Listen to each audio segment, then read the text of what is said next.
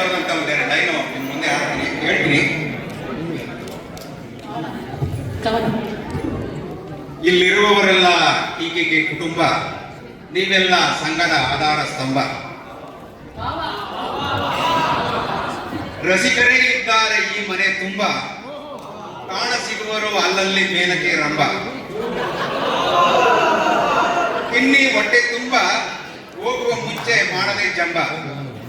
ಹೀಗೆ ಇರಲಿ ಮುಂದಿನ ವರ್ಷದ ಆರಂಭ, ಏಕೆಂದರೆ ನೀವೆಲ್ಲರೂ ಈ ಟೀಕೆಗೆ ಕುಟುಂಬ, ಸಂಘದ ಆಧಾರ ಸ್ತಂಭ.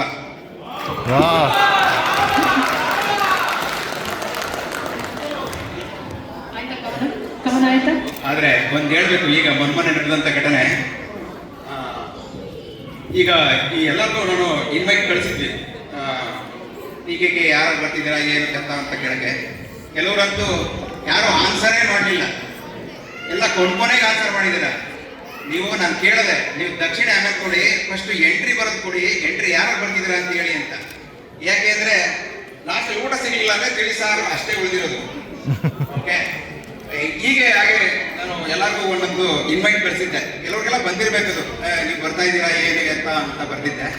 ಅದರೊಳಗೆ ಹೀಗೆ ನನ್ನ ಇನ್ನೊಬ್ಬ ಗೊತ್ತಿರಲಿರೋ ಫ್ರೆಂಡ್ಗೂ ಕಳಿಸಿದ್ದೆ.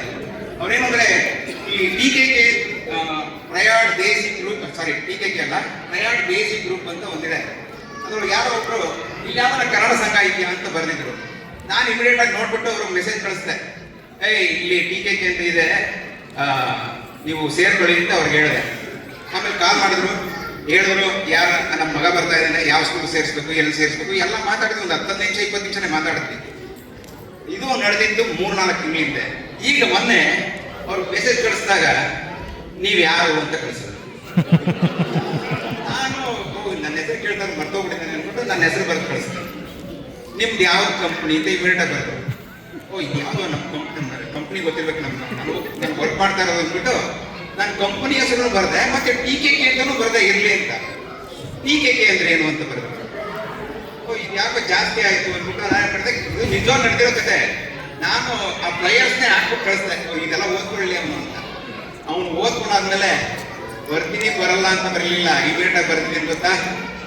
ನನ್ನ ಫ್ರೆಂಡ್ ಒಬ್ಬ ಇಂಡಿಯಾದಿಂದ ಬರ್ತಾ ಇದ್ದಾನೆ, ನಾನು ಅವನ ಜೊತೆ ಸೇರಿ ಮನೆ ಮಾಡ್ಬೇಕು ಅಂತಿದ್ದೀವಿ, ಯಾವ್ದಾರ ಒಂದು ಚೀಪ್ ಆಗಿರೋ ಬೆಸ್ಟ್ ಆಗಿರೋ ಮನೆ ಹುಡುಕಿ ಕೊಡ್ತೀರಾ ಅಂತ ಬರೆದ್ರು.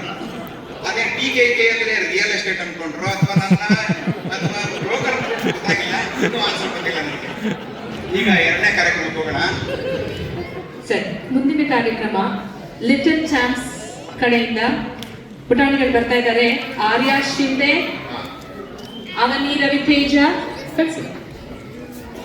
ಆದ್ಯ ಅಂಚಿನಾಳ್, ರಿತಮ್ ಸುಚಿತ್, ಲಕ್ಷ್ ಚಂದ್, ತೇಜಸ್ ಚಂದ್. ಇದರ ಕೊರಿಯೋಗ್ರಫಿ ಬಂದು ಸ್ಮಿತಾ ಅಮೋಲ್ ಅವರು. ಸೊ ಈ ಮಕ್ಕಳು ಲಾಸ್ಟ್ ಟೈಮ್ ಮಾಡಿದ್ರಾ? ಎಸ್ ಲಾಸ್ಟ್ ಟೈಮ್ ನೀವೆಲ್ಲ ಎಂಜಾಯ್ ಮಾಡಿದ್ರಿ ಇವ್ರದ್ದು ಡ್ಯಾನ್ಸ್. ಈ ಸರಿನೂ ಅದೇ ಜೋಶಲ್ಲಿ ಬಂದಿದ್ದಾರೆ. ನೀವೆಲ್ಲರೂ ಸಹಕರಿಸಬೇಕು. ಓಕೆ, ಎಲ್ಲರಿಗೂ ಆಲ್ ದ ಬೆಸ್ಟ್.